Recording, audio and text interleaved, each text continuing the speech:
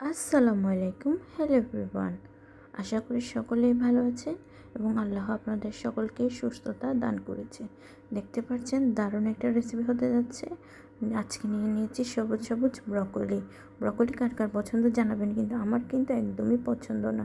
তাও এটি অনেক বেনিফিশিয়াল বলে আমি আজকে রেসিপি তৈরি করতে যাচ্ছি, আর আপনারাও তৈরি করে দেখবেন কেমন লাগে। আমার এই রেসিপিটা আজকে কিন্তু খুবই ভালো লেগেছে এবং আমার পরিবারের সকলেই পছন্দ করছে।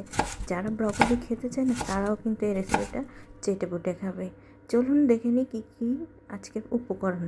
ব্রকলিটা আমরা ভালোভাবে কেটেই নিয়েছি, দেখতে পাচ্ছেন। সামান্য একটু লবণ দিয়ে পানিতে কিছুক্ষণ ভিজিয়ে ধুয়ে নেব এগুলো। দেখতে পাচ্ছেন আমি ভিজিয়ে নিয়েছি ভালোভাবে এবং এভাবে রেখে দেব। ভালোভাবে 10 মিনিট রাখার পরে ধুয়ে নিলেই হয়ে যাবে। আর গাজরগুলোও কিন্তু ডুমো ডুমো করে কেটে নিচ্ছি। একটু বাঁকা করে কাটলে ডিজাইনটা সুন্দর হয়। আপনাদের যার যেরকম পছন্দ সেরকমই কাটবেন। দেখতে পাচ্ছেন আমি কিন্তু খুবই কচি একটা গাজর নিয়েছি। এখন বাজারে কিন্তু কচি কচি সবই শসা গাজর পাওয়া যাচ্ছে।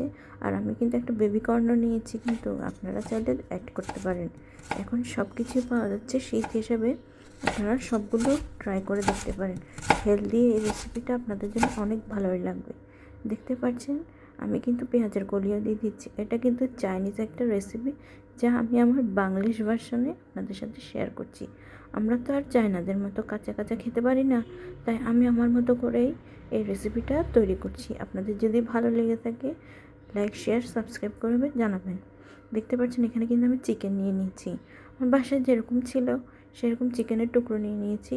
আর যেহেতু আমি এগুলো ছোটো ছোটো টুকরো করবো, তাই কেমন পিস তা ম্যাটার করে না, একটু বুকের মাংস হলেই চলে। দেখতে পাচ্ছেন আমি এখানে কিন্তু চিকেনগুলোকে ভালোভাবে ছোট ছোট করে কেটে নিয়েছি। এভাবে আপনারা কেটে ধুয়ে নেবেন। এরপরে দেখতে পাচ্ছেন আমি চিকেনগুলোকে তেলে সামান্য তেলই দিয়েছি, বেশি তেল দেওয়ার প্রয়োজন নেই।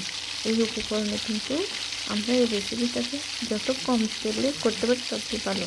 অতিরিক্ত তেল হলে না, এটা অয়েলি ভালো লাগে না।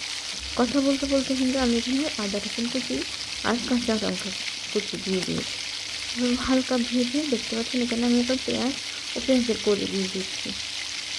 একে একে কিন্তু আমার ফ্রাই উপকরণ দেওয়া হয়ে গিয়েছে। এখন লবণ দিয়ে ভালোভাবে নাড়িয়ে চাড়িয়ে পেঁয়াজগুলো নরম হওয়া পর্যন্ত অপেক্ষা করব। অন্য পাশে দেখতে পাচ্ছেন আমি একটা সস তৈরি করেছি, টমেটো সস, সয়া সস আর চিলি পাউডার।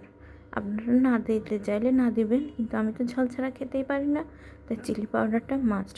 দেখতে পাচ্ছেন এদিকে আমি কিন্তু আমার ব্রকলি, গাজর আর বিনসগুলো দিয়ে দিয়েছি। সরি, বিনস নয় কিন্তু বেবিকর্ন। আমরা এই বেবিকর্নটা কিন্তু কেমন একটা সকলেরই পছন্দ হয় না, তবে এভাবে রান্না করলে কিন্তু খুবই ভালো লাগবে। অন্যদিন বেবিকর্নের আরেকটা রেসিপি শেয়ার করব। দেখতে পাচ্ছেন আমি কিন্তু এখানে সসটা দিয়ে দিয়েছি। সসটা দিয়ে ভালোভাবে একটু আমরা লো আঁচে রান্না করে নিচ্ছি। এখানে না রান্নাটা ভালোভাবে ব্রকলিটা একদম নরম হবে না শক্ত থাকবে, মিডিয়াম হবে, তবেই খেতে ভালো লাগবে। ব্রকলি কিন্তু বেশি সেদ্ধ হয়ে গেলে ভালো লাগে না। দেখতে পাচ্ছেন আমার রেসিপি কিন্তু ডান। এই স্টার ফ্রাই চিকেন ব্রকলিটা কার কার পছন্দ হয়েছে কমেন্ট করবেন কিন্তু। আসসালামু আলাইকুম, thanks for watching my video.